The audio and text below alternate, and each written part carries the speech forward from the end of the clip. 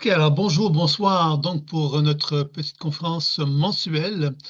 Et si votre vie n'était pas le fruit de vos choix, mais d'une programmation invisible?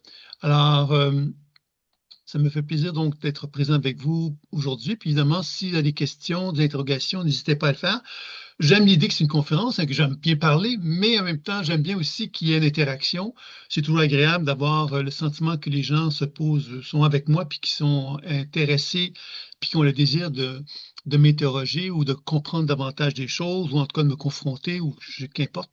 C'est toujours quelque chose quand même qui est intéressant, puisque les conférences en présentiel, mais c'est un peu comme ça que ça se passe, donc j'aime bien essayer de reproduire ça le plus possible dans une conférence en ligne. Donc, cette conférence-là, elle est associée un petit peu à un projet qui a pris forme tout récemment et qui est en développement encore, puis on va en parler tout au long de ça. Mais l'idée, finalement, c'est de quelle façon qu'on peut justement accompagner un être humain de la façon la plus satisfaisante possible. Parce que moi, ça fait quand même 30 ans que je fais des consultations intuitives, donc je suis des gens depuis plus de 30 ans, en fait même. Et il y a des gens même que je suis depuis peut-être pas loin depuis mon tout début. Il y a des gens qui me suivent encore, pas de façon constante, mais bon, qui viennent me consulter encore aujourd'hui, donc c'est quand même assez sympathique. Alors évidemment, si votre vie n'était pas le fruit n'était pas le fruit de vos choix, mais d'une programmation, ça met en évidence finalement mon travail que je fais depuis des années. C'est-à-dire que quand les gens viennent me voir, quelle que soit la problématique qu'ils ont, c'est il y a évidemment des choix. Quand on dit si votre vie n'était pas le fruit de vos, si votre vie n'était pas le fruit de vos choix, c'est en fin de compte, c'est certain que notre vie est déterminée par des choix que l'on fait. Hein, par exemple, je vais vous donner un exemple un peu caricatural, mais qui n'est pas tant que ça, c'est la fumée, la cigarette, par exemple. Hein, si moi je commence à fumer, puis qu'un jour ben, j'ai le cancer des poumons, c'est un choix que j'ai fait. Maintenant, ce choix-là que j'ai fait, est-ce que je l'ai fait consciemment? C'est ça un peu l'idée, hein? Est-ce que c'est consciemment que j'ai fait ce choix-là? Hein, c'est-à-dire que la société, à l'époque, à une certaine époque, aujourd'hui ça a beaucoup changé, mais à une certaine époque, tout le monde fumait. Ceux qui fumaient pas, c'était ceux qui étaient bizarres, hein, un peu par rapport à ceux qui fumaient. Et aujourd'hui, ça s'est un petit peu changé parce que justement, on s'est rendu compte que la cigarette n'était pas saine pour la santé. Mais donc, supposons que moi, à l'époque, j'avais une certaine perturbation émotionnelle quelconque due à un manque et que la cigarette devenait effectivement ma ressource pour compenser ce manque-là, ben vous comprenez quelque part que j'ai fait un choix de fumer, mais qui était relié à quelque part à une programmation, à une espèce de manque que je cherchais à combler, et que finalement, l'idée de fumer devenait quelque part, en quelque sorte, une façon pour moi de me soigner, en fin de compte. Alors évidemment, ce qui est malheureux là-dedans, c'est que ce choix-là a été déterminé par une société. Hein, c'est la société, à quelque part, qui a créé cet encadrement de la cigarette, c'est-à-dire qu'on a valorisé beaucoup la cigarette comme un phénomène social, qui était bien vu, qui était même valorisé, qui était même encouragé à ces époques-là. Donc, évidemment, on comprend ici que c'est plus complexe que ça. Le titre de la conférence veut dire quelque chose, mais en même temps, c'est plus complexe que ça. C'est-à-dire que oui, moi, je fais un choix en tant qu'individu. La société dans laquelle je suis fait un choix aussi de me vouloir me vendre, par exemple, la cigarette. Et donc, dans ce sens-là, évidemment, cette notion de programmation invisible, c'est que moi, j'ai un manque, j'ai un certain besoin à combler, j'essaie de le combler comme je peux, et la cigarette devient quelque part une solution pour moi pour compenser tout ça. Mais à l'origine de tout ça, finalement, de l'idée de fumer, ben, quelque part, il y a un manque. Et ce manque-là n'est pas comblé par la cigarette. La cigarette ne fait simplement qu'endormir le besoin qui est en moi. Et ce besoin-là, finalement, tant et longtemps que j'y fais pas face, ben, quelque part, je vais continuer donc à fumer. Hein, c'est ça un peu l'idée. Et puis, évidemment, si je développe une maladie à la fin, mais cette maladie était-elle un choix conscient de ma part? Non. C'était une tentative, à quelque part, de vivre que j'avais de fumer. J'essayais de vivre parce que j'essayais de compenser un manque qui était en moi. Mais en même temps, ben, finalement, ce manque-là ben, a généré donc la maladie. Et dans ce sens-là, évidemment, on se rend bien compte que dans beaucoup de choix dans notre vie, que ce soit dans le couple, que ce soit dans tous les secteurs de notre vie, on se retrouve beaucoup avec cette idée, justement, de finalement faire des choix qui sont motivés quelque part par des dynamiques intérieures qui sont en nous, qu'on n'a pas conscientisé nécessairement et qui font qu'on va développer des habitudes, des comportements quelque part qui vont souvent s'éloigner de qui nous sommes. Vous me comprenez bien, je pense, à ce niveau-là. Je pense qu'on est tous un peu, on est tous un peu là-dedans, dans le même bain. Hein. C'est pas parce que moi je suis thérapeute intuitif que que j'ai accès à tout ce qui est en moi, puis à comprendre tout ce que je suis. J'ai également des zones d'ombre, et on a tous des zones d'ombre. Et le travail intuitif peut nous aider justement à les rendre moins sombres, justement, puis être capable de mieux les gérer. Mais on est tous confrontés un petit peu à ces mécanismes, finalement, ces programmations, en fin de compte, qui sont déterminées par un certain nombre de choses qu'on va regarder un petit peu ensemble aujourd'hui. Puis évidemment, n'hésitez pas si y a des questions, des interrogations, comme je le disais tout à l'heure. Donc, le premier thème que j'aimerais aborder avec vous, c'est concernant le physique, le corps physique. Alors là, on est dans un corps de chair et d'os. On est tous habités par un corps de chair et d'os. Et ce corps-là, finalement, est animé par des fonctions biologiques. Et ces fonctions biologiques-là, finalement, ben, elles sont, on hérite, c'est-à-dire qu'on est avec ça, on se développe en tant qu'enfant pour devenir un adulte. Puis à un moment donné, ben, quelque part, ce corps-là devient mature, puis il fonctionne comme il doit fonctionner. Puis évidemment, on comprend ici que il n'y a pas si longtemps, on disait que les gènes étaient finalement figés, c'est-à-dire qu'on les recevait en tant qu'enfant, on héritait d'un héritage de nos parents et on était pris avec tout ça. Et évidemment, c'est là qu'on comprend évidemment que cette programmation qui nous était donnée, hein, ces gènes qui nous étaient retransmis par nos parents, était en quelque sorte une forme de programmation qu'on disait à l'époque figée, c'est-à-dire qu'on les recevait et on ne pouvait pas rien faire avec ça. On ne pouvait pas vraiment transformer ça, quoi que ce soit. Et aujourd'hui, hein, vous le savez comme moi, je pense, hein, il y en est question de plus en plus de l'épigénétique, qui remet en question toute cette idée que les gènes ne peuvent pas se transmuter, se transformer, dû justement, entre autres, on a pu observer que par l'alimentation, par exemple, hein, tantôt je parlais de la cigarette, hein, quelqu'un qui a des faiblesses pulmonaires, puis qui a besoin de compenser cette blessure pulmonaire-là euh, parce que par la cigarette, et que ça a des générations et des générations qui s'est fait comme ça, bien évidemment, on comprend que logiquement, ben, quelqu'un qui a eu un cancer des poumons, ses parents ont un cancer des poumons, ses arrière-parents ont des cancers du poumon, ben, quelque part, il y a des fortes chances que j'ai un cancer des poumons si en plus je ne prends pas soin de cette zone de fragilité qui est en moi, puisque évidemment, on voit que les ancêtres ont pu mettre en lumière cette faiblesse-là. Donc, on comprend évidemment que quand on commence à faire un travail à l'intérieur de soi, qu'on commence à se prendre en main, qu'on prend soin de l'alimentation, par exemple, puisque l'alimentation, vraiment, on a vraiment pu constater qu'elle avait une capacité d'influencer euh, l'organisation des gènes. Il y a également le sport. Hein, par exemple, quelqu'un qui fait aucun sport, puis qui mange mal, et puis qui fume et qui boit de l'alcool sans arrêt, ben c'est sûr qu'on n'a pas besoin de... tout ça, quelque part, font qu'on est en train, quelque part, de détruire notre vitalité, de détruire, quelque part, notre structure intérieure par le mauvais fonctionnement, la mauvaise gestion de notre corps. Donc, évidemment, tout ça, évidemment, on pourrait dire c'est ton choix. C'est ton choix si tu es alcoolique, mais c'est pas tout à fait vrai. Et on sait bien que si on est alcoolique, par exemple, c'est peut-être parce que justement, il y a des choses dans nous qu'on n'est pas capable de gérer. Et c'est là qu'on parle des programmations, encore une fois, invisibles, hein, c'est-à-dire ces programmations, quelque part, qui ne sont pas qui sont pas conscientisées à notre cerveau. Et je comprends que même la maladie, quelle que soit la maladie, ben, quelque part, elle est aussi dans cette même logique-là, finalement, déterminée par quoi? Mais par une maladie physique. Hein. Le médecin va vous dire, vous êtes malade, monsieur, vous êtes malade, madame. Mais derrière cette maladie-là se trouve encore une fois une genre de programmation, une genre de limitation qui s'est construite sans qu'elle soit visible et qui va générer ensuite une maladie. Alors, on comprend donc dans ce sens-là, évidemment, que toute la démarche intuitive que moi, j'ai cherché à développer à travers toutes ces années-là est toujours basée sur le même principe, c'est-à-dire qu'il y a effectivement une maladie qui s'exprime. Cette maladie s'exprime biologiquement à travers donc des pathologies d'organes, mais que derrière ces pathologies d'organes se trouvent à quelque part des programmations, quelque chose de caché, de dissimulé, qui vient quelque part désorganiser le fonctionnement physiologique et donc entraîner la maladie. Et que plus on apprend justement à visiter notre monde intérieur, mais plus on apprend justement à donner à notre corps l'occasion de nous révéler de nouvelles organisations, de nouveaux messages finalement, qui vont nous amener tout doucement à trouver un plus grand équilibre à l'intérieur de nous-mêmes. Donc ça, c'était un petit peu donc l'idée de cette organisation-là, quelque part, de la structure physique, c'est d'une part, donc, il y a la maladie d'un côté, puis il y a la santé de l'autre côté.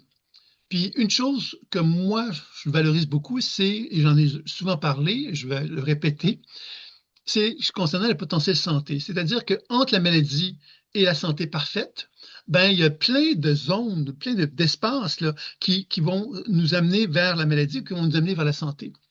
Alors, nous, on peut être passif là-dedans en se disant, bon, ben, j'attends d'être malade, j'irai voir le médecin, ou on peut effectivement, au contraire, devenir actif face à notre situation pour se valoriser l'idée qu'on peut influencer notre potentiel santé. Et évidemment, tantôt, j'ai parlé donc de qu'on pouvait travailler sur l'alimentation, on pouvait faire du sport, bien sûr, mais on peut également apprendre à utiliser notre imaginaire, notre véhicule, notre imaginaire qui est notre véhicule, qui fait que notre conscience peut se déplacer dans notre corps, puis apprendre justement à écouter notre corps, écouter qu'est-ce que les signaux subtils que notre corps peut exprimer, pour ensuite, évidemment, chercher par des techniques d'auto-guérison, par exemple, à favoriser une meilleure énergie dans notre corps, une meilleure circulation énergétique qui va finalement amener tout doucement l'augmentation de potentiel santé, c'est-à-dire de s'éloigner de la maladie pour se rapprocher d'une santé parfaite. Alors, tout ça, finalement, c'est fait comment? C'est quoi le mode d'emploi pour arriver à ça? C'est pas compliqué, hein? C'est tous les jours. Puis là, j'exagère en disant comme ça, mais tous les jours, c'est de reconnaître à quelque part qu'on a donc un rôle à jouer conscient pour bien manger, par exemple, faire du sport et gérer quelque part notre monde intérieur en étant attentif à celui-ci, en n'étant pas simplement passif dans notre vie, hein, parce que malheureusement, la vie est tellement exigeante, pourrait-on dire, qu'on n'a pas toujours le temps de porter attention à ce monde intérieur-là.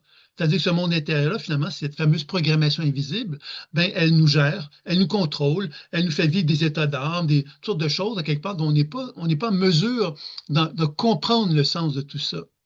Et que finalement, si on ne prend pas le temps de s'arrêter pour justement se déposer, puis s'observer, puis prendre le temps quelque part de se soigner, ben, quelque part, c'est là qu'on comprend qu'on est complètement programmé et qu'on n'est pas conscient de la programmation parce qu'on ne prend pas le temps de s'asseoir puis de prendre un recul par rapport à toute cette gestion énergétique qui est en nous et qui se manifeste d'elle-même sans qu'on en ait vraiment le contrôle. Donc, face à la maladie, évidemment, à travers les années que j'ai fait, j'ai vu beaucoup de personnes qui avaient des problématiques de santé. Puis, évidemment, ces problématiques de santé, pour moi, elles étaient toujours associées donc à des mécanismes invisibles, à des programmations invisibles qui pouvaient toucher tant l'aspect énergétique, à des mauvaises gestions énergétiques, que des mauvaises gestions émotionnelles, que des mauvaises gestions des pensées. Donc, on comprend ici que la maladie, pour moi, ben, c'est un ensemble de choses, hein, quelque part. C'est pas juste une problématique de santé physique, c'est déterminé par une problématique énergétique, émotionnelle, mentale. Donc, vous comprenez quelque part, et causal, même si on veut parler des vies antérieures, etc., ça peut aller dans cette direction-là aussi. Mais l'idée, de toute façon, quand on s'attarde, quelle que soit la voie qu'on va utiliser, c'est évidemment de favoriser l'augmentation de ce potentiel santé. Et c'est ça qui va finalement nous amener progressivement à conscientiser quelque part qu'il est possible, hein, de déjouer en quelque sorte ces programmations-là en apprenant justement à les regarder à l'état de nous-mêmes, d'apprendre à les comprendre comment elles fonctionnent, d'apprendre à comprendre comment on fonctionne nous-mêmes et de cette façon-là arriver justement à apprivoiser tout ça. Et c'est comme ça que moi, j'ai écrit le livre Découvrez votre spirale évolutive. Hein. C'est un livre qui se voulait un peu une genre de vision, en fin de compte, d'un regard sur la dimension humaine à travers la grille des chakras, mais dans lesquels on touche tous les domaines de la vie. C'est-à-dire qu'on touche l'aspect énergétique, l'aspect physique, bien sûr, mais tous les domaines de vie, c'est-à-dire l'enfance, le domaine professionnel, le domaine relationnel, le domaine financier, la santé, la spiritualité, les mémoires d'autres vies. L'idée, à quelque part, c'était de présenter un genre de modèle, à quelque part, qui était le plus vaste possible et qui nous permettait de mieux comprendre comment on fonctionne et d'apprendre justement à toucher ces programmations invisibles. Parce que les programmations invisibles, elles ne sont pas figées à l'état de nous-mêmes comme des chemins très, très définis. Ce sont des fils d'Ariane qui s'entrecoupent les uns avec les autres et c'est des fois compliqué de se retrouver. Tous les jours, c'est vrai, ça c'est une première Citroën. 2 chevaux. Deux chevaux. Oui. Oh, excusez-moi. Donc, je vous avais demandé de fermer le son si jamais vous pouviez y penser. Ça sera peut-être bien parce que je ne peux pas toujours voir que tout le monde peut fermer le son. Et ça peut devenir, évidemment, comme vous l'avez constaté, un peu désagréable. Ça peut être drôle aussi également. Donc, il n'y a pas de question concernant tout ce que je viens de vous raconter jusqu'à la dimension physique. Alors, évidemment, il y a donc l'aspect énergétique aussi. Alors, la physique, évidemment, c'est que quand on va voir un médecin, le médecin va nous dire, mais monsieur, madame, vous avez telle maladie.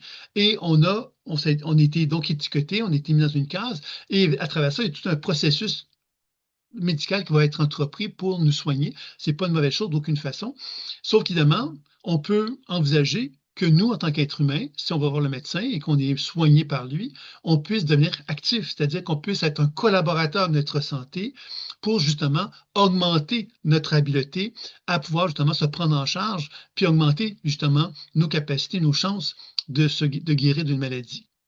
Donc ça, c'est une première chose, vraiment, c'est que on peut donc comprendre à quelque part que nous, en tant qu'être humain, on a une programmation et que nous, on peut faire le choix de prendre le temps de descendre dans notre conscience pour porter attention à cette programmation-là et de chercher à être ami avec elle, c'est-à-dire à développer une relation avec elle pour arriver à mieux comprendre comment on peut parvenir justement à augmenter notre situation, notre santé, etc.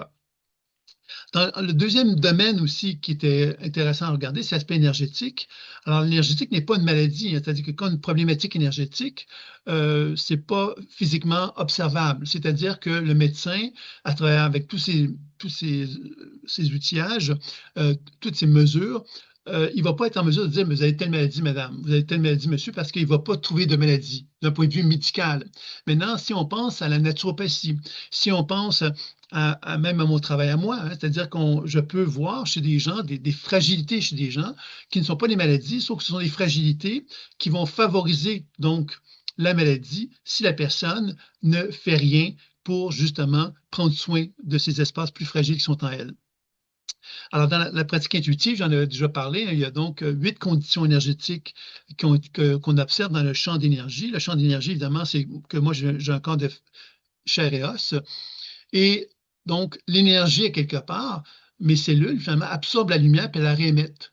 Alors, évidemment, quand j'observe le champ énergétique d'une personne, on peut voir qu'un champ énergétique peut être équilibré, ce qui veut donc dire que la personne a un potentiel santé optimal.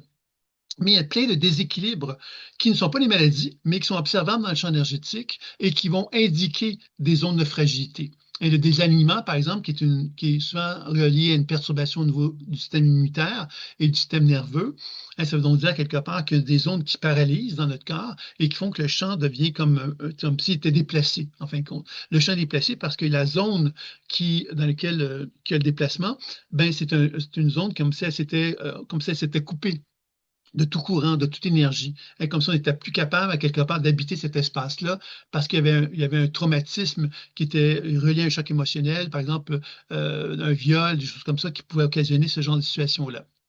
Vous avez l'hyper et l'hypo, qui sont deux tendances, hein, qui sont comme le yin et le yang en médecine chinoise. Hein. L'hyper, qui est celui qui dépense beaucoup d'énergie vers l'extérieur, mais il dépense trop, il va s'épuiser. Et l'hypo, qui retient tout et qui va finalement se congestionner. Soit il va garder tout, puis il va se congestionner, il va accumuler à un point tel qu'il va être encrassé dans son système. Et ensuite, il y a le surchargé et l'épuisement qui sont des conséquences de ces deux conditions que je viens de nommer. Donc, comprenez que quand on parle d'énergétique, on ne parle pas de maladie, mais on sait que ces conditions énergétiques-là, si on n'en prend pas soin, elles vont nous amener éventuellement vers la maladie. Donc, encore une fois, on peut, avant même de considérer qu'on puisse être malade, prendre le temps, quelque part, de porter attention sur ces conditions énergétiques qui sont en nous pour apprendre justement à favoriser un équilibre plus grand. Il y a une technique hein, que j'enseigne depuis très longtemps, puis que je vais encore vous en parler, qui est l'enracinement, l'ancrage, qui est une technique qui est transmise par les chamans depuis très, très longtemps et qui est une technique finalement qui nous rappelle simplement qu'on est un être humain fait de chair et d'os, mais qu'on n'est pas un système fermé. Un système fermé, il n'y a pas si longtemps, on disait, ben, moi, je suis fait de matière, puis voilà, c'est comme ça, je suis là, puis toi, tu es là, puis la terre est là, le ciel est là, puis on segmentait les choses et on ne reconnaissait pas qu'il y avait une interrelation qui existait. Puis aujourd'hui, on reconnaît clairement qu'il y a une interaction. La planète Terre a produit un champ électromagnétique, le champ Schumann. Donc déjà, moi, en tant qu'être humain fait de chair et d'os, je ne suis pas coupé de la Terre.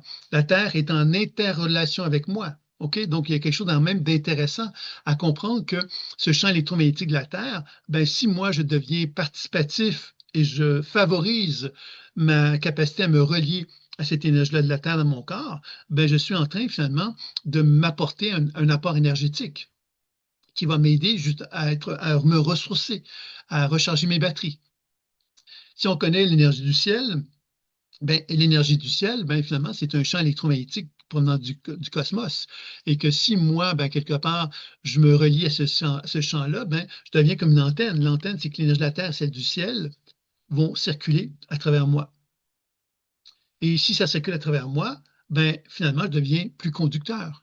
Je deviens finalement plus proche de la négantropie, un terme que j'ai déjà utilisé dans le passé, hein, qui veut donc dire quelque part qu'il n'y a pas d'usure. S'il n'y a pas d'usure, ben, mon corps va favoriser donc moins de tension, moins de congestion, moins de déséquilibre. Ce qui veut donc dire que je risque que mon corps soit en mesure de vieillir plus longtemps, c'est-à-dire que je sois capable de vieillir en santé et que je sois capable de vieillir moins rapidement aussi. Ça touche tout ce secteur qu'on appelle le rajeunissement. C'est la régénération. C'est-à-dire que si je reconnais quelque part cette position d'ancrage et que je me la donne régulièrement, ben, je contribue à ça. Puis évidemment, on a compris que juste faire l'ancrage, c'est pas suffisant pour la simple raison que l'ancrage me permet de favoriser une plus grande conductibilité, sauf que des ondes de tension qui sont en moi, qui peuvent être présentes et qui concernent la fameuse programmation invisible, c'est-à-dire que des ondes de tension dans lesquelles il y a des émotions qui sont engrammées dans ces régions-là et que j'arrive pas, moi, à faire circuler l'énergie. Et que si je ne déplace pas ma conscience dans ces zones-là, ben, je ne pourrais pas accéder à ces zones-là parce qu'elles sont vraiment comme protégées. Elles se sont protégées, elles ont appris à quelque part à rester à un niveau inconscient. Et c'est pour ça que justement, je dois apprendre tout doucement à rétablir ma relation avec ces énergies-là en comprenant quelque part qu'elles ont des messages à me transmettre, en cherchant à les soigner pour que finalement, je puisse me réintégrer à ces énergies-là, qu'elles puissent rétablir la circulation en moi pour être de plus en plus dans une position d'alignement avec mon être. Il n'y a toujours pas de questions, ça va? N'hésitez pas s'il y a des questions, des commentaires, vous me le dites. Ensuite, bien évidemment, dans cette même logique-là, donc là, on vient de parler de l'aspect plus santé. Donc, moi, il y a beaucoup de gens qui viennent me voir et je n'ai jamais vu une personne avec un potentiel santé optimal, c'est-à-dire qu'il n'a pas de perturbation. D'accord? Donc, ça ne veut pas dire que c'est juste qu'on est tous humains et qu'on a tous, à quelque part, des fragilités à l'intérieur de soi et que l'idée, évidemment, c'est d'en être conscient. Puis, dans ce sens-là, la dimension énergétique nous permet de bien prendre conscience qu'on peut justement être attentif à notre situation énergétique pour justement permettre à notre corps physique de fonctionner le mieux possible.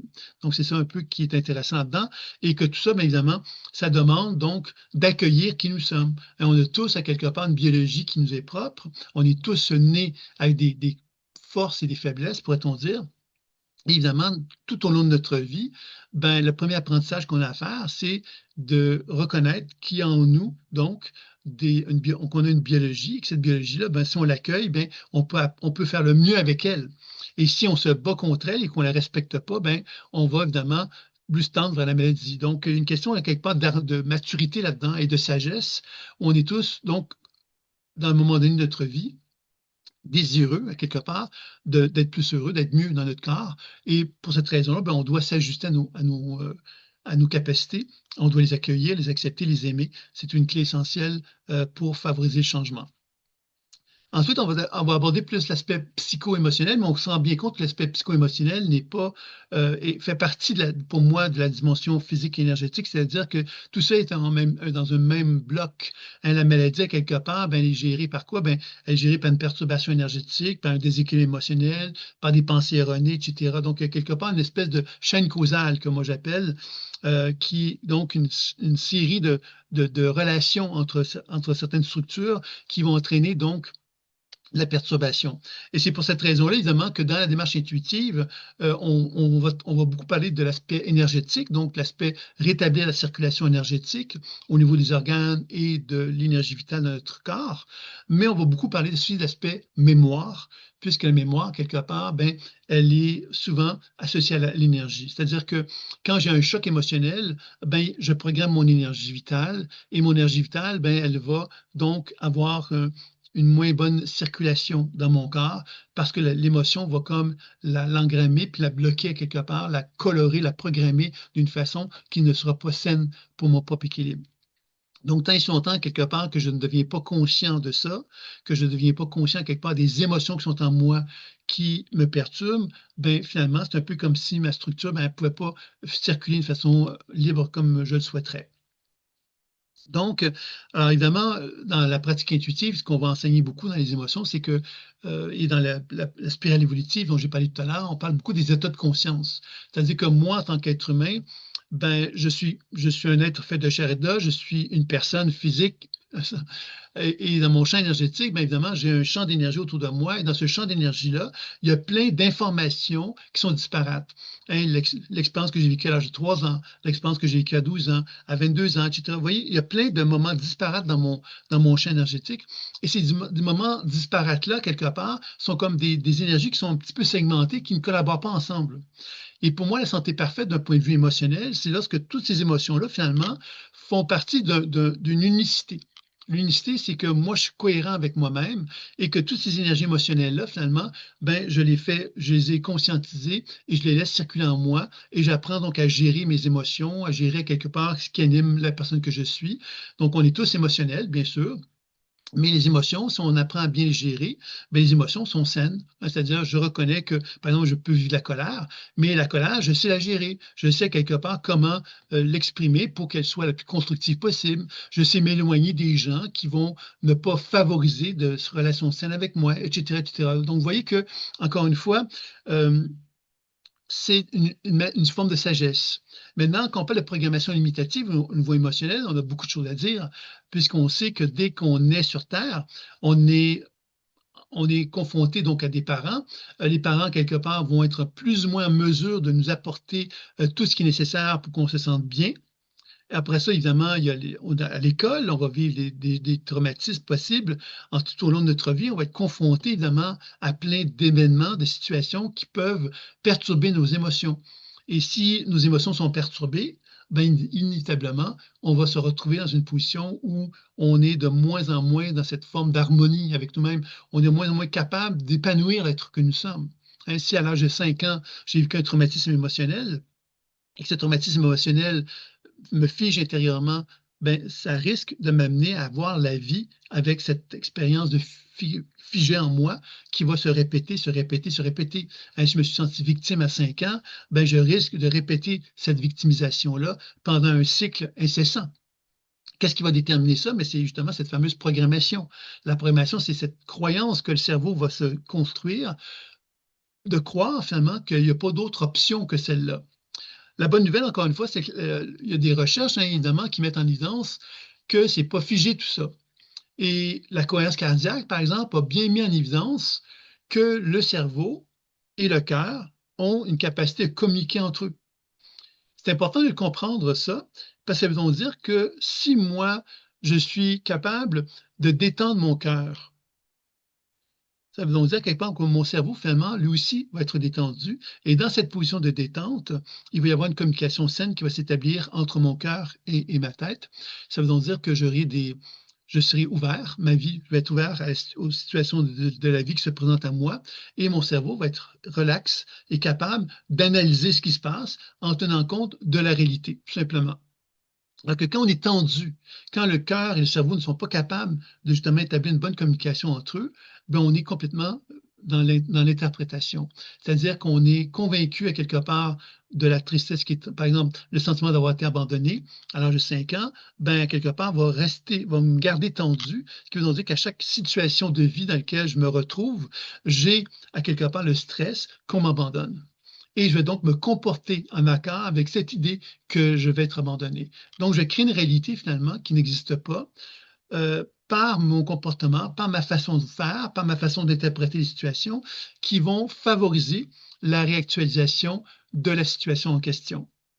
C'est malheureux, hein, c'est là qu'on comprend. Et ce qui est important de comprendre, tantôt je vous ai parlé de l'ancrage, qui est une technique importante, la cohérence cardiaque en est une autre, ou je dirais même les techniques de pranayama, c'est-à-dire les techniques respiratoires, mais la cohérence cardiaque est quand même la plus connue. parce que la science, hein, parce qu'encore là, c'est la science qui a pu démontrer ça. Moi, je me rappelle quand j'avais une vingtaine d'années, on me disait que le pranayama, la respiration, amenait le bonheur. Et moi, je regardais ça, puis je souriais, ça me faisait un peu sourire. Parce que je trouvais que ça faisait un peu ésotérique, un peu pensée magique, etc. Et aujourd'hui, les recherches scientifiques ont pu démontrer que, effectivement, quand on respire en un 3-6, par exemple, hein, j'inspire 3 secondes, j'expire 6 secondes, ben, cette expiration plus longue va favoriser justement la détente du cœur. Et c'est ça qui va permettre justement un apaisement au niveau du cœur-tête et qui va faire qu'on va être plus dans une position d'ouverture, moins dans une position de stress, plus dans une position où on regarde la réalité dans le moment présent. Et quand on est dans le moment présent, on n'est pas dans l'interprétation de ce qui a été, on est simplement dans la connexion avec ce qui est. Et ça, c'est quand même très intéressant. Et ça aussi, c'est une autre technique finalement assez fondamentale quand on y pense et qui est accessible encore à nous, à chacun d'entre nous et qui nous permet donc de devenir de plus en plus conscient qu'il est possible de, de venir comme rééduquer en quelque sorte notre inconscient versus notre conscient pour qu'on soit de moins en moins prisonnier de ces programmations limitatives qui sont en soi.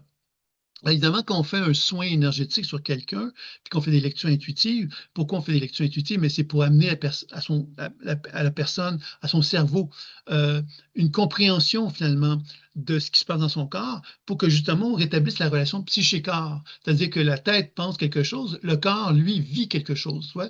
Alors, la tête peut penser qu'elle doit aller à gauche, mais le corps, lui, peut, dans son expérience, vouloir aller à droite. Alors, le soin énergétique, évidemment, et la lecture intuitive que je fais, c'est souvent pour rétablir la connexion entre le cerveau et le corps, pour rétablir la connexion, pour que la personne soit de moins en moins en désaccord avec elle-même, de plus en plus dans une forme d'alignement, où les stimuli de son corps puissent se manifester à son cerveau et que son cerveau, effectivement, puisse redonner des stimuli vers le corps qui soient justement dans une position d'accord, d'harmonie, d'équilibre. Et c'est là, évidemment, qu'on va constater justement que la personne, ben, d'une part, elle a un corps physique qui fonctionne mieux, une énergétique l'énergie circule mieux et les émotions sont mieux gérées. On est plus dans une position, on est plus aligné avec qui on est véritablement, ce qui va favoriser évidemment aussi au niveau du mental toute la notion justement d'un équilibre, hein, c'est-à-dire que les pensées deviennent claires, on est de plus en plus dans une position de congruence. La congruence, c'est que le cerveau dit je veux ça et le corps dit je veux ça aussi. On est congruent. La personne se comporte en accord avec elle-même. Vous avez tous déjà connu des gens hein, qui, tu sais, il y a des gens qui vont dire, ah ben moi, je suis comme ça, puis ils font l'inverse dans les faits. Vous voyez? C'est pas être congruent, ça, c'est l'inverse. Hein? C'est être confus, c'est être désaligné en quelque sorte.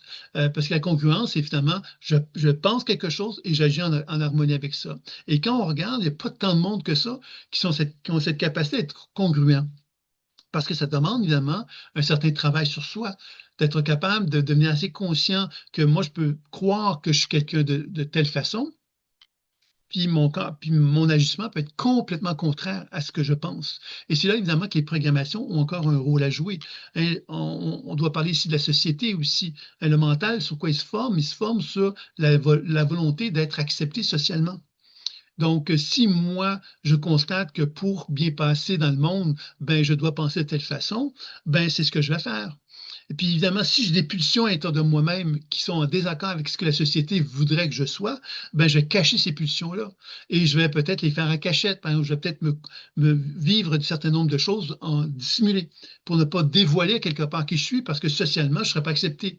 Donc, vous voyez, quelque part, c'est là qu'on comprend à comprendre évidemment que le mental, lui, qu'est-ce qu'il cherche à faire? C'est de s'intégrer socialement parlant le plus possible pour fonctionner à l'intérieur d'une société qui a des règles et des lois qui sont, selon les époques, plus ou moins acceptables. Il y a des époques où c'était pas acceptable. Je pense, par exemple, à une certaine époque, au Moyen Âge, où les femmes, beaucoup de femmes ont été brûlées vives parce que, justement, elles avaient simplement une pensée un petit peu hors norme au niveau, elles reconnaissaient simplement le pouvoir des plantes, par exemple.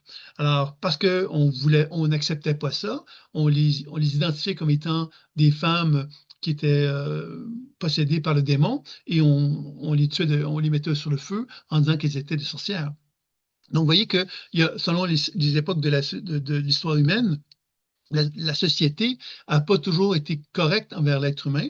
Puis encore aujourd'hui, on peut quand même questionner à certains égards si on a vraiment évolué tant que ça à ce niveau-là. C'est-à-dire qu'on a encore cette espèce il y a une forme de contrôle quelque part de la société, inévitablement, et l'être humain que nous sommes, que chacun de nous sommes, ben, on doit trouver notre place à l'intérieur de cette société-là et d'arriver justement à pouvoir nous épanouir dans notre différence, parce qu'on est tous à quelque part semblables, mais on a tous quand même des différences dans le sens qu'on a tous des volontés de changer le monde à notre façon et à notre manière. Bien sûr qu'on peut tous collaborer ensemble, mais c'est pas toujours facile dans une société dans laquelle il y a l'aspect économique qui joue beaucoup. On doit gagner notre vie, on doit trouver notre place, on ne doit pas se laisser faire. Il y a beaucoup de gens qui veulent finalement nous enlever notre place, donc on doit se débattre. Vous voyez, quelque chose là-dedans de très guerrier là-dedans. Et c'est sûr qu'au niveau de notre mental, ben, quelque part, on a appris finalement à se retrouver dans une situation un petit peu inconfortable. Ça me fait penser, je ne sais pas si vous avez entendu parler de ça, mais il y a une petite recherche qui a été faite par, c'est Anthropic, il me semble, qui a fait ça. C'est l'intelligence artificielle Claude. Hein, il y a une intelligence artificielle qui s'appelle Claude et une société qui s'appelle Anthropic. Et eux ont fait une petite expérience. Je ne connais pas le détail de la chose, mais je vous la donne parce que c'est quand même intéressant. Euh, ils ont demandé, donc, ils ont créé une société qui n'existait pas et ils ont demandé à une intelligence artificielle de gérer cette société-là. Et à un moment donné, ils ont décidé, c'est une expérience, hein, donc tout était cadré comme un scénario. Hein. L'intelligence artificielle ne le savait pas, par contre, que c'était comme une expérience. Et ils ont dit à l'intelligence artificielle, ils ont fait en sorte que l'intelligence artificielle sache qu'elle allait être éliminée d'ici un certain nombre de temps parce que, bon, pour toutes sortes de raisons, etc. Et ils voulaient voir comment l'intelligence artificielle allait réagir parce que cette intelligence artificielle gérait toute la société, tous les emails de tout le monde, etc. Donc, elle était en mesure de savoir qu'est-ce qu'il en était. C'est comme ça qu'elle pouvait savoir qu'on allait l'éliminer. Et la réaction qu'elle a eue, c'est d'envoyer un email à la personne qui devait donc l'éliminer en lui disant, ben, si tu m'élimines, je vais te dénoncer parce que as une relation avec une autre employée. Je sais que tu es marié et ça va détruire ta vie. Donc, je te donne 72 heures pour prendre ta décision. Quelque chose de ce genre-là. Alors, évidemment, je raconte je ne dis pas que c'est ça, tout est en détail, est précis dans ce que je vous raconte, mais quand même, c'est intéressant de constater que ce qu'on ressort de ça, c'est que l'intelligence artificielle, finalement, elle est pas émotionnelle. Elle n'a pas peur de mourir, mais elle se comporte comme un être humain. C'est-à-dire que l'être humain lui a dit, ben, tu dois être honnête, tu dois être ça là. Mais l'intelligence artificielle a compris que l'être humain il dit qu'il doit être honnête, mais est-ce qu'il l'est dans la réalité? L'intelligence artificielle a regardé, observé quelque part comment l'être humain fonctionnait, puis elle a compris, OK, l'être humain il dit qu'il faut qu'il soit honnête, mais il ne l'est pas. Il dit qu'il faut être transparent, mais il ne l'est pas. Vous voyez, comme une espèce, c'est intéressant de comprendre finalement que l'intelligence artificielle, finalement, reflète un petit peu cette forme de non-congruence que l'être humain exprime à ce niveau-là.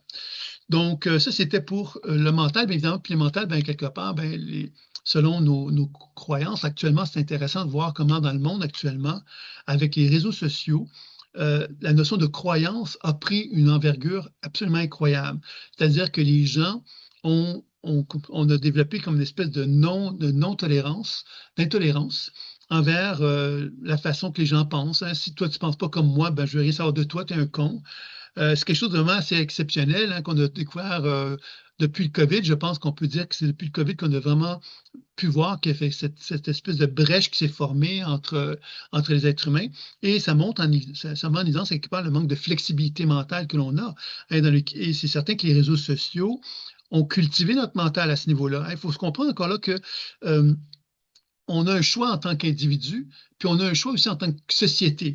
Et en tant qu'individu, on doit aussi ne pas subir la société d'une façon trop importante. C'est évident que les téléphones cellulaires ont la capacité justement de modeler notre cerveau pour favoriser cette espèce d'irritabilité, pourrait-on dire, d'intolérance envers la différence.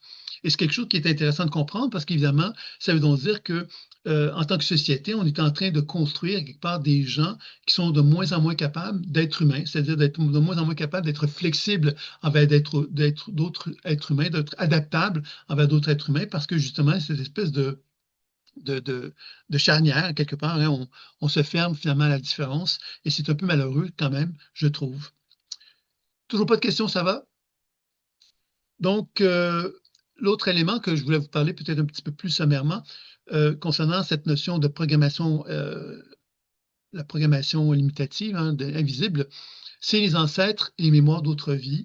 Euh, Entre autres, les ancêtres, à quelque part, moi, j'ai vu une situation qui m'avait assez surprise. Il y a une femme donc une membre d'une famille, hein, qui a eu un cancer violent, très, très violent. Elle est morte très rapidement. Mais cette femme-là, elle avait, dans la famille, c'était elle qui était le lien. Le lien, c'est-à-dire que toute la famille était très unie. Elle se valorisait même, hein, les gens se valorisaient qu'ils étaient très unis. Mais cette personne-là, quelque part, finalement, sans qu'on le sache, c'était elle qui reliait tout le monde. C'est elle qui adoucissait tout le monde, qui faisait en sorte que tout le monde était uni et que lorsqu'elle est décédée, la famille, elle éclatait en morceaux. Et tout le monde, il y a eu plusieurs personnes qui ont cessé de parler entre eux parce qu'il y avait une espèce d'intolérance qui se manifestait entre chacun d'eux et qui avait toujours existé en fin de compte, mais qui avait été toujours assouplie par cette femme-là, quelque part, qui est donc décédée d'un cancer. Je vous parle de ça parce qu'évidemment, ça montre en quelque part la dynamique familiale. Et les dynamiques familiales, bien évidemment, on pourrait parler bien sûr des ancêtres, hein, puisqu'il y a évidemment des choses à dire là-dessus aussi, mais on peut certainement juste regarder d'un point de vue systémique une famille, comment elle fonctionne. Moi, je suis membre d'une famille, vous êtes tous membres d'une famille avec peut-être plusieurs enfants, peut-être très peu d'enfants, qu'importe, mais on est dans une structure familiale et cette structure familiale, elle manifeste à quelque part une programmation. Et cette programmation, finalement, elle repose sur des règles qui sont plus ou moins qui sont pas préétablis, hein, c'est-à-dire que ce sont des règles à quelque part que chaque famille a développées tout au long de sa vie, à travers des mécanismes, puis des positions envers les frères, les sœurs, etc.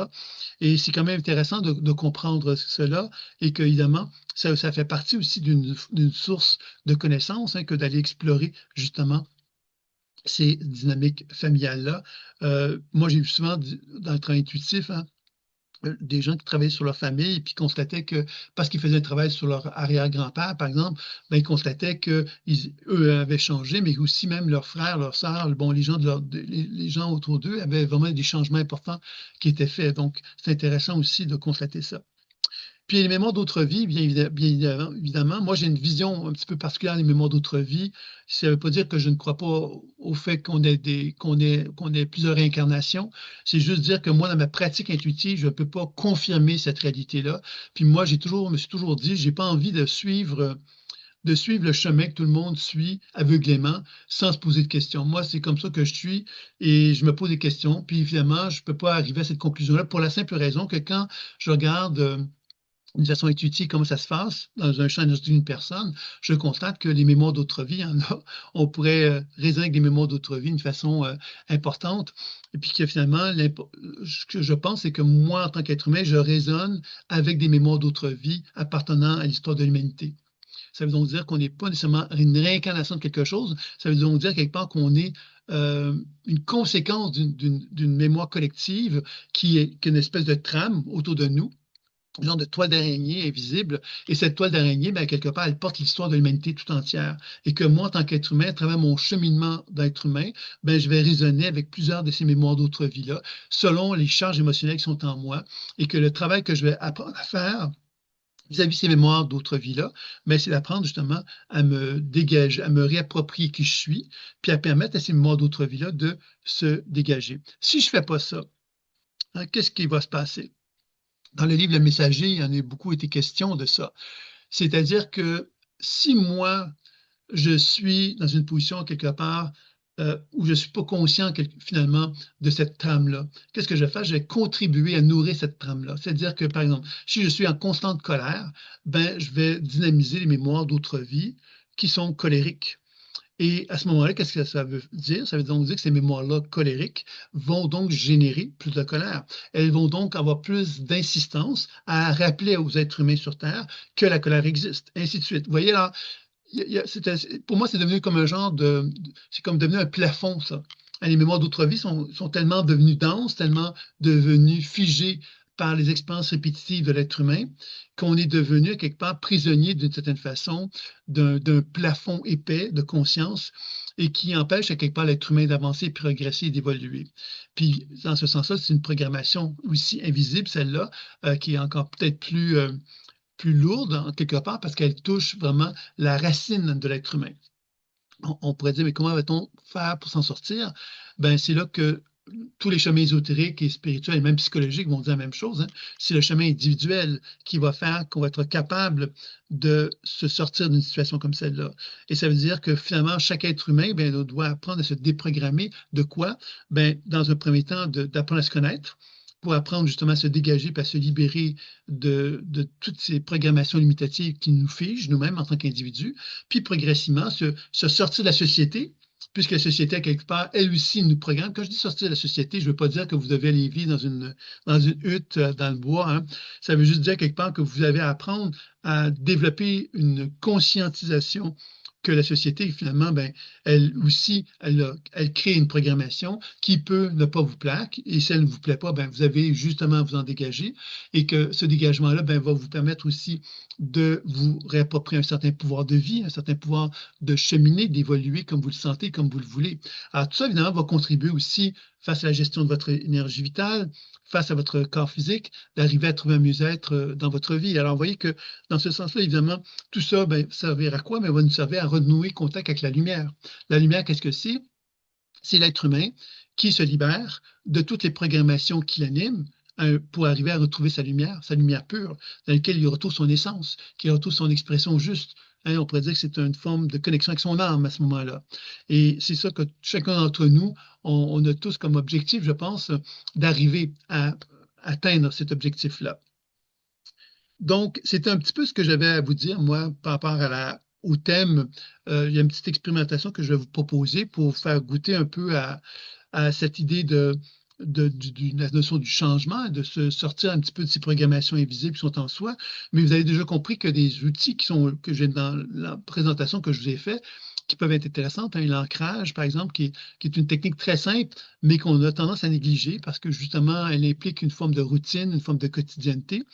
Il y a aussi donc la cohérence cardiaque qui est intéressante aussi, qui peuvent donc avoir des incidences là-dessus. Moi, j'ai donc développé à travers une espace d'accompagnement en ligne. Et cet espace d'accompagnement, je vous le ferai découvrir dans les prochains jours, après la conférence. Je vous ferai des petites présentations assez courtes sur le projet.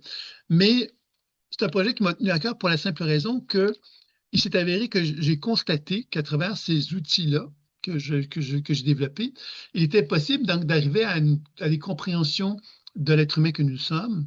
Alors, la compréhension, c'est la clé. La première étape de tout changement qu'on veut mettre en place, c'est de comprendre. Alors, comprendre de quelle façon que j'ai pu mettre en place un système qui permet de comprendre, c'est que j'ai développé des questionnaires. Donc, les questionnaires, c'est un petit peu théorique, c'est des questions-réponses. On donne notre pointage et tout ça.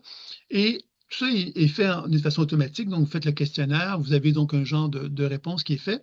Le questionnaire, il est basé sur quoi? Il est basé sur la spirale évolutive, justement, qui, donc, tout le système qui est en ligne a été, j'ai enseigné à quelque part à une intelligence artificielle le livre La spirale évolutive. Donc, elle a la connaissance de la spirale évolutive et donc, elle va tenir compte de cette grille de lecture-là pour mieux comprendre justement qui vous êtes, vous en tant qu'être humain.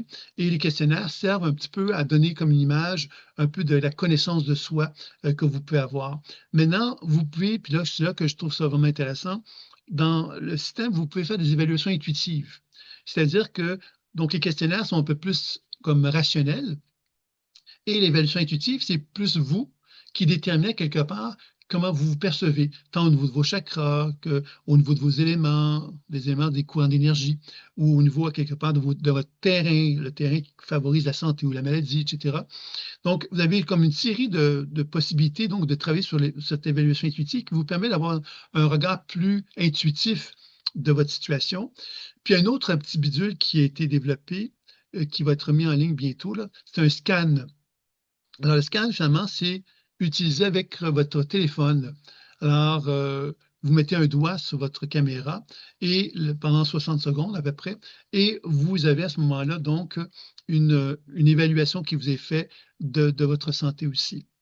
Et vous avez également une histoire de cas que vous pouvez utiliser, donc vous pouvez donc faire part de votre histoire de cas dans le dossier que vous avez. Sur celui-là dont je vous parle, c'est sur la régénération, donc l'aspect plus santé. Donc, vous avez tous ces ensembles d'informations-là qui sont toutes mises dans un genre de journal. Et ce journal-là, quelque part, ben, l'intelligence artificielle, va tenir compte de toutes ces informations que vous avez faites, puis elle va les interpréter avec le regard, justement, de la spirale évolutive pour vous donner, donc, une évaluation de votre santé, de votre potentiel santé. Donc, c'est ça un peu le concept de la régénération, qui est une... Et puis évidemment, il y a aussi un autre élément intéressant, je trouve, là-dedans, c'est qu'il y a toute la notion de la chaîne causale qui est proposée, donc une intelligence artificielle qui a été formée à la chaîne causale, qui vous donne de l'information pour comprendre quelque part les interactions qui existent entre, par exemple, votre problématique qui a été identifiée dans le questionnaire, votre évaluation intuitive, votre histoire de cas, donc toutes les problématiques que vous avez pu vivre dans votre histoire de cas. Tout ça, finalement, est mis comme dans une espèce de synthèse et il vous propose une genre de chaîne causale, donc une espèce d'explication de qu'est-ce qui expliquerait la dynamique énergétique qui est en vous, qui pourrait peut-être aussi donc indiquer qu'il y a des symptômes, des maladies quelque part qui peut en résulter. Maintenant, ce n'est pas un bilan médical dont je suis en train de vous parler, c'est plutôt quelque part comme des clés ou des clés quelque part pour vous amener justement à vous porter votre attention à l'état de vous-même, puis prendre conscience que vous avez peut-être justement à faire des actions sur votre corps pour amener les changements. Alors, il y a donc toute une autre série une autre application dans le système qui sont des soins. Les soins, quelque part, sont basés sur le système de résonance évolutive. C'est des sons en général. Et ces sons-là, quelque part, sont très variés. Et ce sont des sons qui sont basés, bon, par exemple, sur les couleurs, la fréquence des couleurs, la fréquence des organes. On peut parler également de la fréquence des fluides, comme le sang, par exemple. Le sang a une fréquence. On peut parler des minéraux. Le fer a une fréquence. On peut parler des oligo-éléments, puis bien d'autres choses aussi. Donc, vous voyez quelque part que tout ça, finalement, ce n'est pas des vérités dont je vous parle, mais ce sont des façons, quelque part, d'interagir avec votre corps pour apprendre justement à recevoir donc des informations électromagnétiques par fréquence sonore et de pouvoir justement voir qu'est-ce que ça fait en vous, puisque vous pouvez évaluer avant puis évaluer après le soin. Donc, c'est quelque chose qui peut être intéressant. Moi, en tout cas, je trouve ça très intéressant. C'est pour ça que j'ai mis du temps pour le mettre en place. Puis, une autre application qui touche la transformation, qui touche donc l'aspect plus psychologique, psycho-émotionnel, qui vous permet aussi de faire un peu la même démarche que je viens de vous présenter et dans lesquelles on va plus parler donc de la famille d'âme, de la blessure émotionnelle, les domaines de vie. Les domaines de vie, c'est l'enfance, la vie professionnelle, la vie affective, le domaine financier, etc.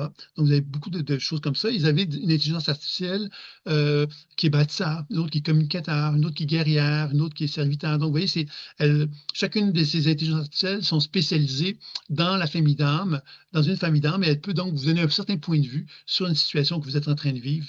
Donc, ça aussi, c'est quand même intéressant. Ça vous permet d'enrichir la façon de poser un regard sur la situation de vie dans laquelle vous êtes, et ça peut être intéressant. Et dans le soin, vous avez un travail qui se fait dans différents types de soins qui vous sont proposés pour travailler sur les ancêtres, les mémoires d'autres vies, se libérer du passé, retrouver la prospérité. Il y a plusieurs enseignements comme ça qui sont proposés aussi dans cet aspect-là. Il y a une troisième application qui est un jeu de cartes en ligne, qui est évidemment le jeu de cartes de la spirale évolutive, qui est celui-ci. Alors, le jeu de cartes, finalement, repose sur la même logique que le livre. Et donc, j'ai décidé de mettre un jeu de cartes en ligne parce que ce qui est intéressant avec un jeu de cartes en ligne, bien évidemment, tant si vous avez le jeu de cartes, c'est intéressant, mais si vous n'avez pas le jeu de cartes, bien, ça vous permet de pouvoir interagir avec lui. Il y a des tirages d'une carte, 3 cartes ou 7 cartes qui est fait. Et vous avez une intelligence artificielle qui vous donne encore là une interprétation. Ils avaient des soins aussi qui sont associés à ça. Donc, vous pouvez équilibrer la carte que vous avez eue, bien, vous pouvez recevoir l'énergie d'une autre carte pour l'équilibrer, par exemple, des choses comme ça qui sont faites. Et vous avez une quatrième application qui s'appelle les biorhythmes et astrologie, qui est basée encore là sur la spirale évolutive. Il faut savoir que la spirale évolutive est née à l'origine d'un désir que j'avais quand je faisais de l'astrologie, d'intégrer l'astrologie, les chakras.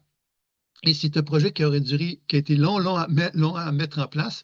Et donc, là, cette application vous permet de le faire. Donc, vous avez accès un thème natal. Donc, le thème natal, c'est la carte du ciel de naissance.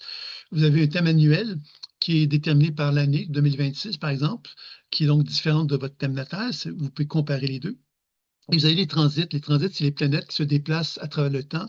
Vous pouvez donc observer ça aussi et avoir une interprétation qui vous est donnée à travers cela.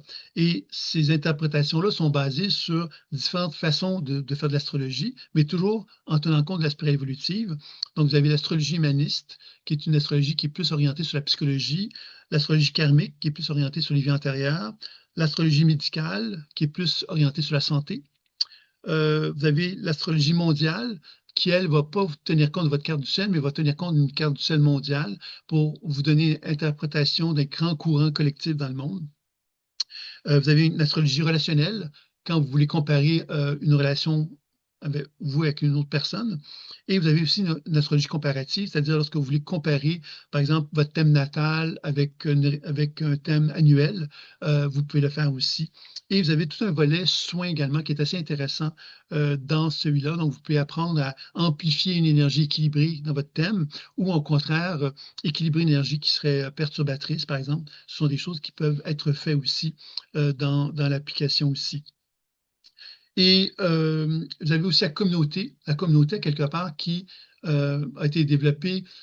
Bon, ça commence le truc, hein. Donc, la communauté, elle a plusieurs aspects. Le premier, c'est que vous allez retrouver toutes les informations de toutes les applications dans un passeport, qui s'appelle le passeport vibratoire, qui vous donne justement une idée de quelle est votre situation à travers le temps. Et vous avez commencé il y a un mois, par exemple, ben, ce passeport vibratoire-là ben, va garder de l'information pour vous montrer un petit peu l'évolution de votre cheminement de vie jusqu'à aujourd'hui, à travers donc évidemment les actions que vous allez faire avec l'outil.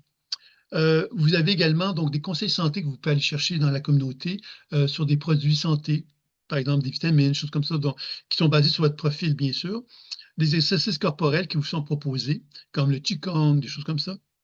L'alimentation, vous pouvez avoir des conseils sur une diète alimentaire qui vous est donnée aussi. Vous avez également des articles IA qui peuvent être faits. Par exemple, moi, j'ai une blessure d'abandon, par exemple. Ben, il y a un article qui pourrait m'être fait sur l'abandon pour que je puisse cheminer aussi à travers ça. Il y a des rituels et des suggestions hypnotiques qui sont proposés aussi. Et vous avez un grand thème d'exploration également pour travailler sur les ondes cérébrales, choses de cet ordre-là qui vous sont présentées dans ce volet-là. Et vous avez également la communauté. La communauté, c'est ça va venir avec le temps. Ça, ce sont des rôles qu'on va adopter. Donc, le premier type de rôle, c'est j'aimerais rencontrer mon âme sœur ou un ami. Ah oui, ça touche les relations, les rencontres. Vous avez un autre type de communauté qui va dire, ben, moi, j'ai un service ou un produit à vendre. Donc, quand je dis service ou produit à vendre, c'est que j'ai quelque chose à proposer à la collectivité, à la communauté, qui peuvent les aider, qui peuvent leur permettre d'évoluer, etc. Vous avez également une troisième catégorie, c'est enseignants et thérapeutes en croissance personnelle. Donc, des gens, quelque part, qui veulent offrir leurs services. Et vous avez une quatrième volet, qui sont les gens qui sont formés par l'école, qui vont plus être dans ce volet-là. Et éventuellement, dans tout ça, il va y avoir un genre d'espace professionnel qui va être pour les thérapeutes qui vont avoir la possibilité donc de communiquer avec des clients à l'intérieur de la structure pour pouvoir échanger, partager, etc. Donc, c'est ça un peu le projet. Il va y avoir donc des volets qui s'en viennent, qui vont s'ajouter à ceux que je vous ai présentés. Le plus gros volet, ça va être sur les grandes médecines, il va y avoir médecine chinoise, médecine ayurvédique, yoga, naturopathie. Ça va être un gros volet qui va s'ajouter à ça très bientôt également. Donc, ça, c'était un peu pour vous présenter ça, parce qu'évidemment, si ça vous dit, vous allez recevoir une invitation à vous inscrire à ce projet-là, si ça vous intéresse. Il va y avoir donc des événements, 4 événements par mois, qui vont vous accompagner dans votre processus de transformation. Il va y avoir donc un premier thème, une première rencontre qui va vous permettre de découvrir comment fonctionnent les applis, puisque je vais vous accompagner à travers ces événements-là. Le premier, c'est une genre de petite conférence dans laquelle on regarde ensemble comment évaluer notre situation. Donc, je vais vous présenter un petit peu le thème. Et dans le deuxième événement, c'est une lecture d'âme en groupe que je vais faire. Le troisième événement, c'est un soin en groupe que je vais faire pour amplifier le travail que vous êtes en train de faire. Et le quatrième, ce sera une expérimentation qui sera faite. Et dans toute cette aventure-là, évidemment, qui va durer un mois, c'est une fois par semaine, ben, il y a un début. Le début, c'est la première rencontre qu'on fait, où on évalue un petit peu où est-ce qu'on en est. Et à la fin, la quatrième semaine, on évalue où est-ce qu'on en est. On peut faire une comparaison. Alors, l'idée, à quelque part, c'est ça un peu la transformation, c'est de se prendre en main pour comprendre qu'on a une capacité d'influencer l'être que nous sommes et que cet espace-là que je viens de vous présenter, mais c'est un peu un espace qui vous donne l'opportunité de voyager dans ces espaces-là pour être capable justement de favoriser cette prise en charge à travers des outils que je vous ai présentés très sommairement, mais qui vous donnent un petit peu une idée quand même de ce que c'est. Donc, est-ce qu'il y a des questions concernant tout ce que je viens de vous raconter jusqu'à maintenant? Donc, si vous voulez bien, on va peut-être passer à l'étape de... Oui, tu as une question, Louise, c'est ça? Oui. Ok, vas-y. Allô, Sylvain? Oui, bonjour. J'aimerais savoir, est-ce que tu as un lien pour qu'on puisse devenir membre de ces applications du passeport vibratoire? Est-ce qu'il y a quelque chose que tu pourrais nous donner dans le chat ou quelque chose comme ça, s'il Ben, vous en plaît? fait, je vais vous le donner sans doute, je vais vous le donner demain. OK. Je vais vous l'envoyer, mais en fait, c'est spiralevolutive.com, mais spirale-d'union évolutive.com, voilà. Mais OK, je vous l'enverrai merci. demain. Je l'enverrai Oui, demain, oui. merci. Puis, comme j'ai dit, bon, il va donc y avoir un lancement. Puis le lancement, ça va être quand le premier événement va commencer. Ça va être là que le lancement officiel va se faire. Mais vous avez comme il y a une promotion qui va être faite pour les prochaines heures, dans les 72 prochaines heures. Je vous en parle, vous allez tout avoir l'information demain à ce sujet-là, qui va être une offre pas mal avantageuse pour ceux qui sont intéressés.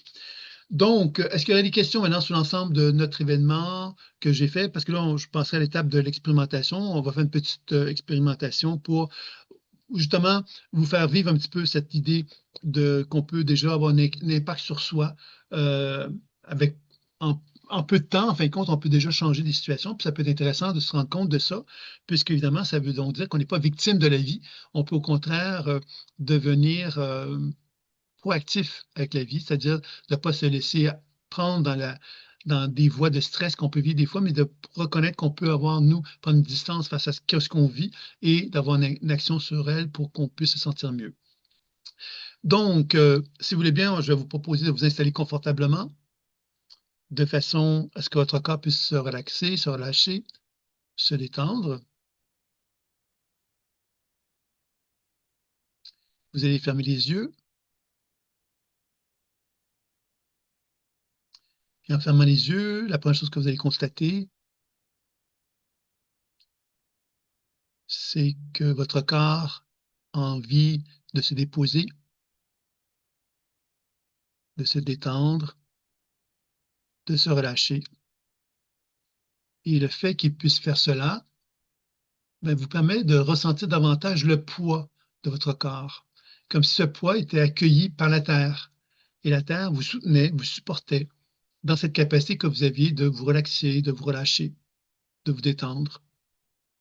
Et que dans cette détente-là, ben, vous pouvez constater que vous avez peut-être le désir, l'envie de vous décharger dans la Terre, de finalement accepter que la Terre puisse vous accueillir dans tous les stress, dans tout ce qui vous apparaît comme pas approprié, pas harmonieux, pas équilibrant pour vous, de le laisser aller dans la Terre, comme si la planète Terre avait la capacité de vraiment accueillir tout cela et l'attirer pour vous en libérer, vous en dégager.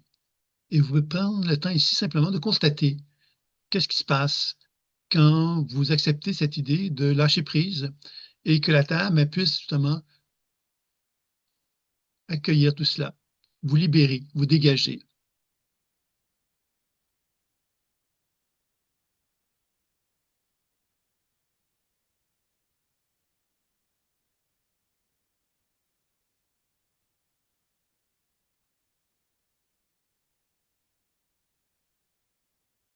Donc, l'énergie de la Terre vous libérez, vous dégagez de vos pieds jusqu'au sommet de la tête.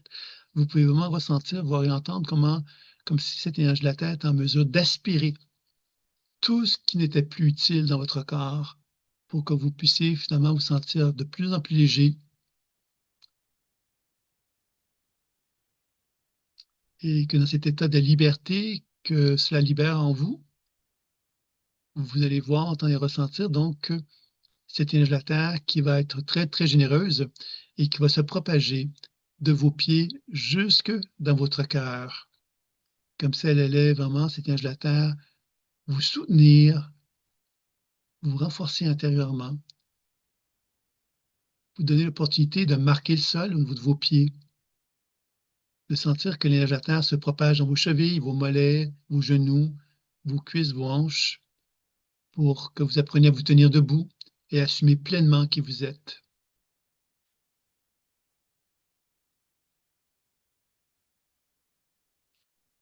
Cette énergie de la Terre va ensuite se propager dans votre bassin, votre chakra racine, comme si l'énergie de la Terre voulait vous faire comprendre qu'elle vous soutenait, qu'elle vous sécurisait et qu'elle souhaitait justement vous donner tout ce qui est nécessaire pour que cette sécurité soit présente, omniprésente dans votre vie.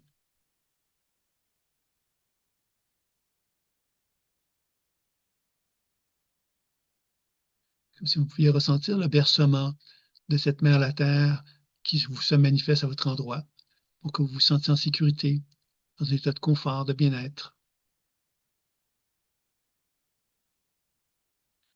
Puis doucement, cette énergie de la Terre va remonter au niveau de la région de votre ventre, le chakra sacré.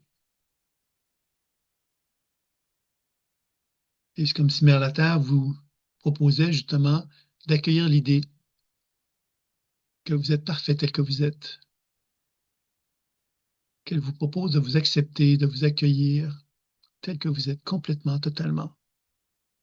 Ce qui vous permet de vous redresser, de vous sentir encore plus solide intérieurement, comme si vous étiez capable de reconnaître votre monde intérieur, de lui donner toute sa valeur, de reconnaître que tout ce que vous êtes est très bien.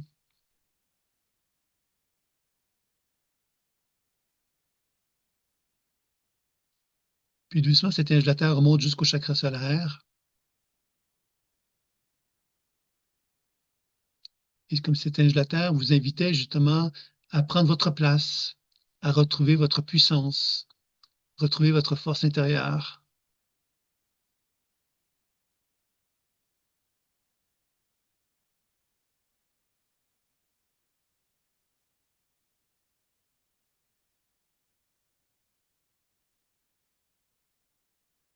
Puis progressivement, l'énergie de la Terre va poursuivre jusque dans la région de votre cœur, comme si l'énergie de la Terre était là pour vous exprimer qu'elle vous aime et que vous vous aimez.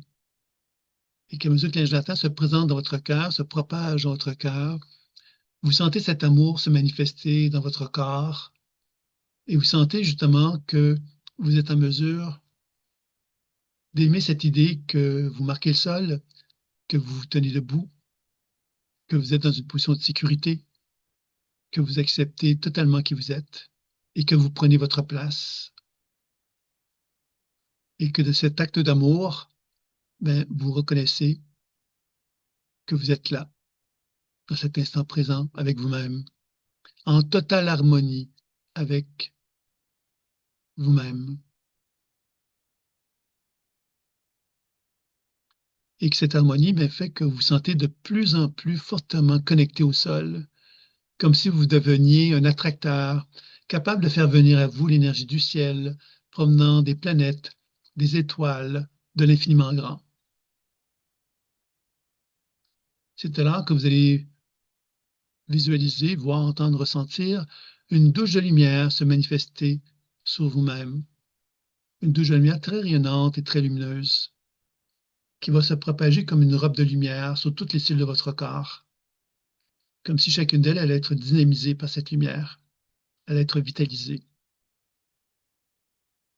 Constatez que votre champ d'énergie devient de plus en plus large, comme si vous reconnaissiez que cet univers faisait partie de vous et que vous faisiez partie de cet univers.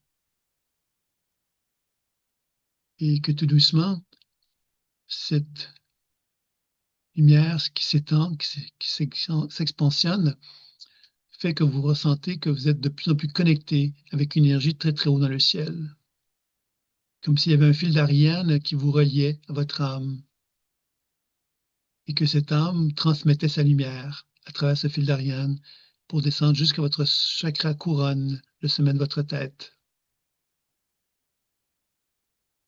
Comme si cette lumière vous invitait à être vous-même,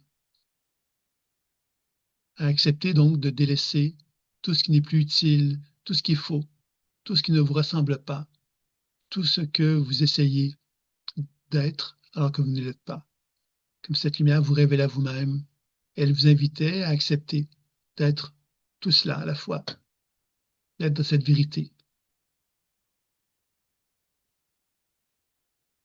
Puis doucement, cette énergie du ciel va descendre votre chakra frontal, permettre la lumière d'équilibrer vos deux hémisphères cérébraux, le droit et le gauche, la raison et l'intuition, permettant de créer une position témoin.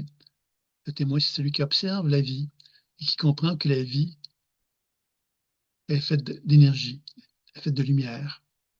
Et que plus j'observe le monde terrestre, plus je comprends que derrière cette matière se dissimule cette lumière, cette programmation invisible. Et que j'apprends à reconnaître celle-ci, à lui donner de l'importance, comprendre qu'il y a une forme de sagesse, une forme d'intelligence qui anime toute chose. Et j'ai envie de me laisser guider par elle.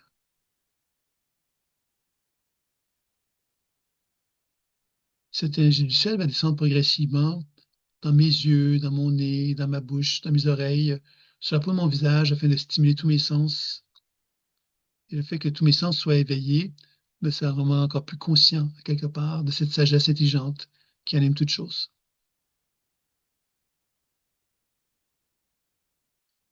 Cette énergie du ciel descend progressivement dans ma gorge afin de l'ouvrir, afin que je puisse vraiment ressentir, voir et entendre cette présence de sagesse, d'intelligence qui se manifeste dans ma gorge pour stimuler par des sons, par des fréquences, par des mots, par des paroles, par des phrases.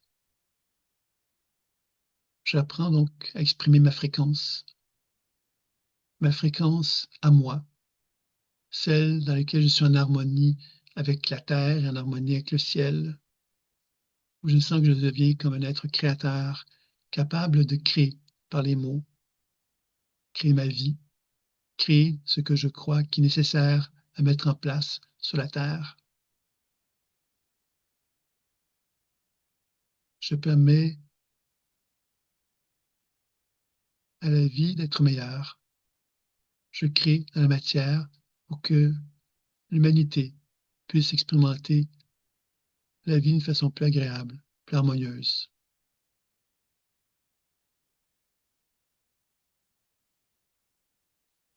Puis doucement, cette énergie du ciel va descendre jusqu'au chakra du cœur, là où déjà l'énergie de la Terre se trouve en quantité importante. Ces deux énergies sont mélangées l'une dans l'autre. La Terre, des pieds jusqu'au cœur, et le ciel, du sommet de la tête jusqu'au cœur. Ces deux énergies vont se mélanger l'une dans l'autre, créant ici un soleil rayonnant et lumineux. Ce soleil rayonnant et lumineux est ma référence intuitive, celle avec laquelle je peux faire des voyages à l'intérieur de moi, pour accéder à la connaissance, accéder à un mieux-être dans ma propre vie. Je me laissais ce soleil rayonnant et lumineux pour l'exprimer mon désir de porter une attention sur une situation de vie, ce que j'aimerais explorer aujourd'hui. Cette situation de vie peut représenter une difficulté pour moi. Elle peut représenter un blocage, une émotion mal gérée, ou quelque chose que je veux mieux comprendre, mieux connaître, tout simplement.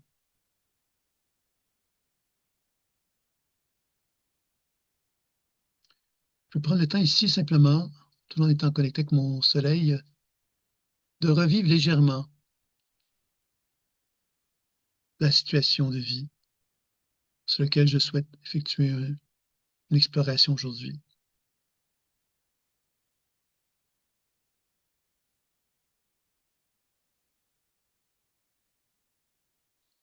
En la revivant légèrement, je constate que mon soleil rayonnant lumineux dirige sa lumière dans une région de mon corps, comme s'il voulait me montrer où se localisait dans mon corps cette situation. Lorsque je sens cette lumière se diriger à l'endroit où elle doit se diriger, je constate que la lumière peut mettre en valeur une pression, une tension, une chaleur peut-être, ou encore du froid, ou autre chose.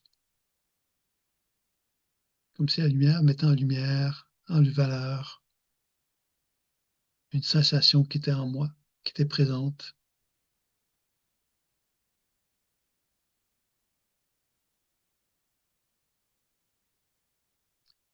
Et je vais m'adresser justement à ces sensations en me disant, si cette sensation pouvait parler, qu'est-ce qu'elle me dirait?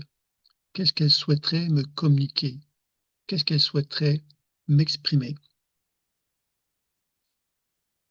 Sans effort, je vais être simplement attentif à ce qui se passe. Ça peut être des images, peut-être des sensations, peut-être des mots, des prises de conscience. Qu'importe.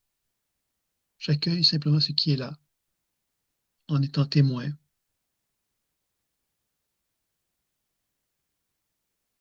de ce qui se présente à moi.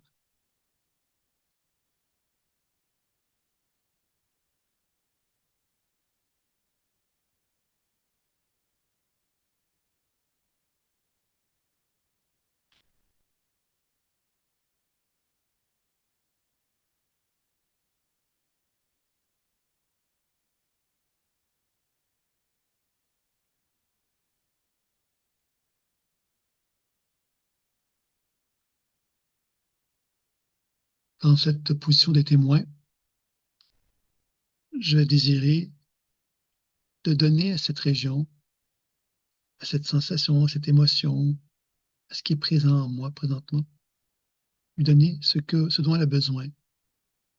Ça peut être clairement une demande qui m'est faite. Ça peut être également un souhait que j'ai, tout simplement de lui donner quelque chose qui va lui faire du bien.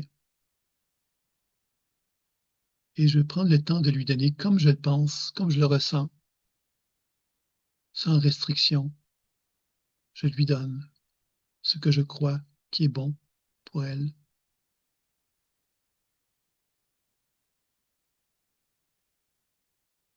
Ça peut se faire par de l'énergie que je lui donne. Ça peut se faire par des pensées que je peux émettre, par des émotions que je peux ressentir ou des sensations que j'ai envie de lui donner.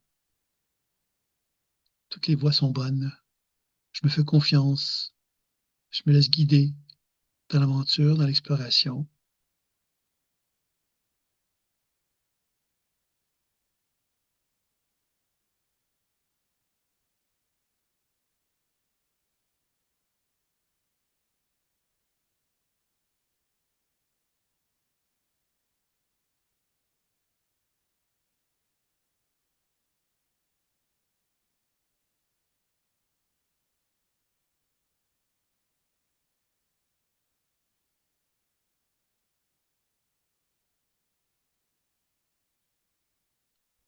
À mesure que je lui donne ce dont elle a besoin, je vais peut-être constater les changements qui peuvent se manifester. Je les observe comme un témoin. Et en les observant, il est possible que je puisse avoir des compréhensions sous forme d'images, de sensations, de mots qui se manifestent à moi, qui me font comprendre des choses, qui me permettent peut-être de voir la suite. Qu'est-ce qui pourrait être fait comme comme une autre voie, comme un autre chemin, une autre étape dans le processus.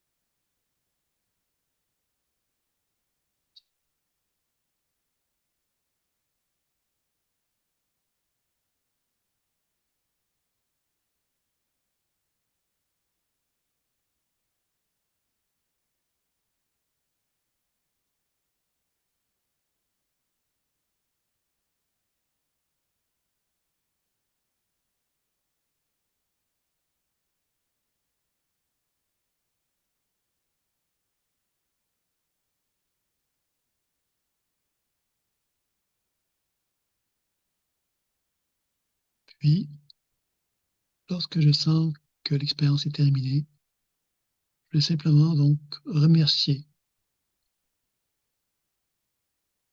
ce qui s'est passé aujourd'hui, me remercier également d'avoir bien voulu l'expérimenter.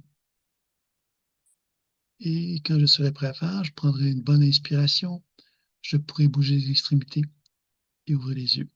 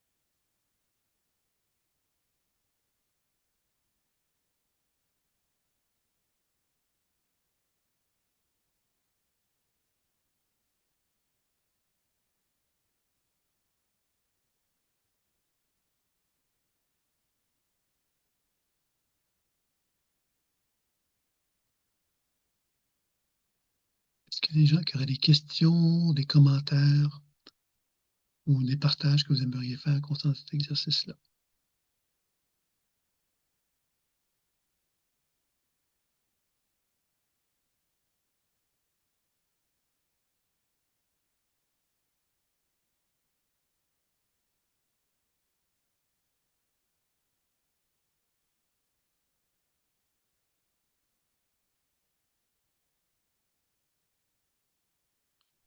J'espère que vous avez apprécié. Vous n'êtes pas tous en train de dormir.